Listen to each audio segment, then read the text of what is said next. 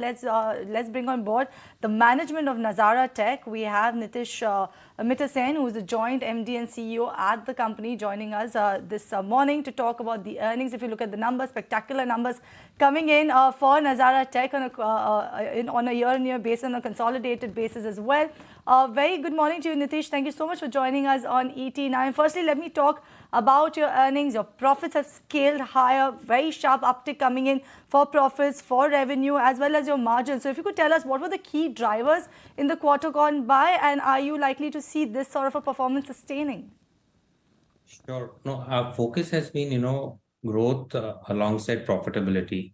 We think, the gaming opportunity in India is very massive, and it's very important to build a diversified and stable platform that keeps growing on its own self, quarter on quarter.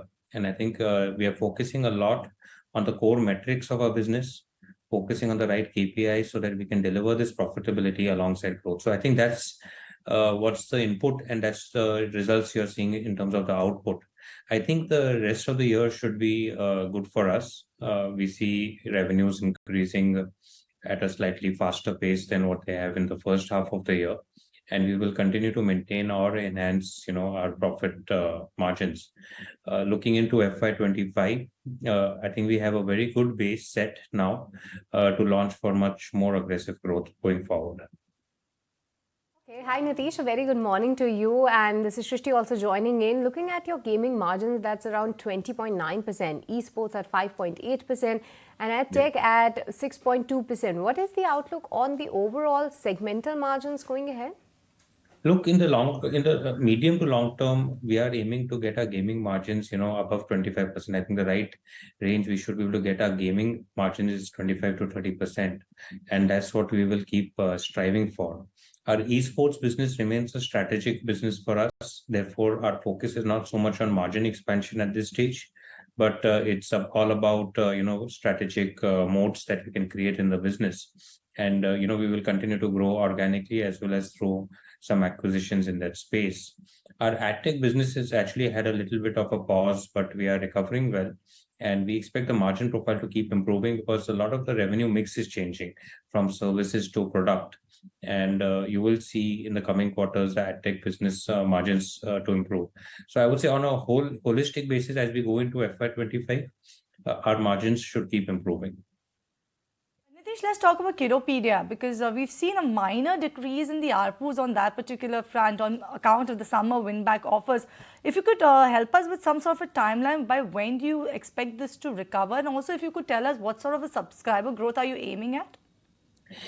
One of the big challenges currently we are facing in the Kidopedia business is the ability to scale up our user acquisition spends. We have been using Google as the main source of acquisition, and while we are able to get users at this cost per trial that we are comfortable with, we have not been able to really scale up the spend. So we're working very closely with the Google team.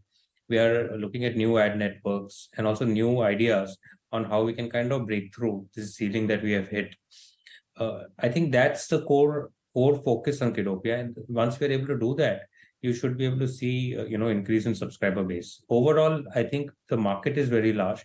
We just need to navigate how do we get the user acquisition at the cost we want and at the scale we want. There's a lot of work in progress over there. Nitish, in Q2, you transitioned your main titles from WCC2 to WCC3 to online-only mode. Has that impacted the ad revenue? No. So World Cricket Championship is India's most famous and most popular cricket game. And, we operate it with a large team that's continuously developing it. We think that the potential for this game in terms of monetization is much, much larger than what we have been able to realize till now. And we are making significant disruptive changes to kind of try and achieve that. So one of the things we did is, move it from an offline to an online mode, which helps us realize more revenue per user. That increases our lifetime value of the user. And, we can spend more money in scaling up. So these are some of the ideas we're experimenting with, and very hopeful that in the coming quarters, you will start seeing larger scale over here. Actually, within the real money, Classic Rummy also posted an EBITDA loss in Q3 in the quarter gone by. before stabilizing to break even by Q4 FY24. Is that your expectations by any chance?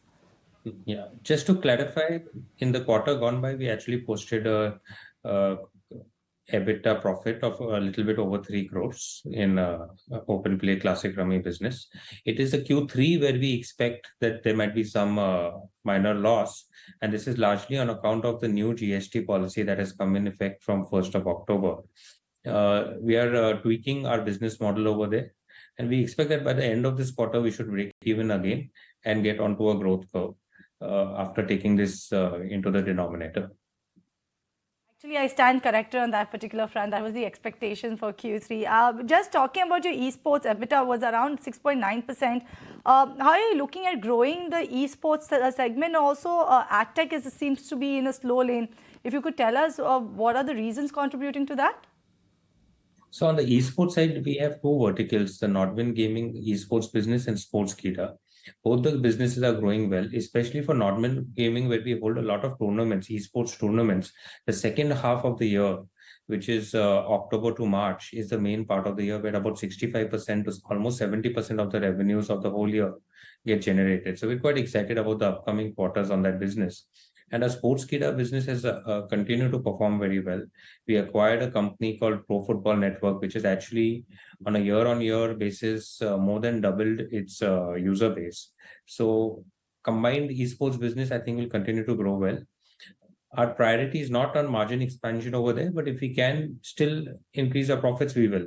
I think strategically making sure that we continue to be the dominant player in that space with the largest market share is extremely important.